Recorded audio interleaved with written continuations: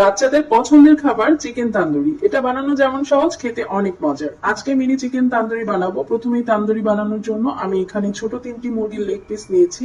আদা রসুন বাটা দিব 1 চামচ ভর্তি করে, দিয়ে দিব হাফ চা চামচ লবণ, হাফ চা চামচ মরিচের গুঁড়া, ধনিয়ার গুঁড়া দিয়েছি হাফ চামচ, আর দিব জিরা গুঁড়া হাফ চামচ।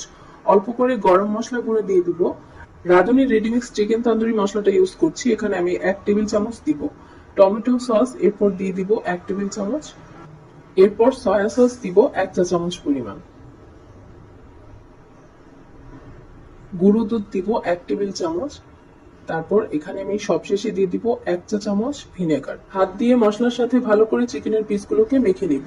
মিনিমাম 2 থেকে 3 মিনিট মাখিয়ে নেওয়ার পর সামান্য একটু অরেঞ্জ ফুড কালার অ্যাড করব, এতে করে তন্দুরি চিকেনের কালারটা দেখতে খুবই সুন্দর আসে।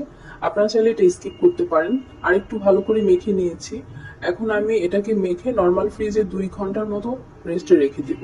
ইফতারের আগেই মুরগির মাংসগুলোকে আমি বের করে নিয়েছি। এখন একটা কড়াইয়ের মধ্যে তেল গরম হতে দিয়েছিলাম, চিকেনের পিসগুলোকে দিয়ে দিব।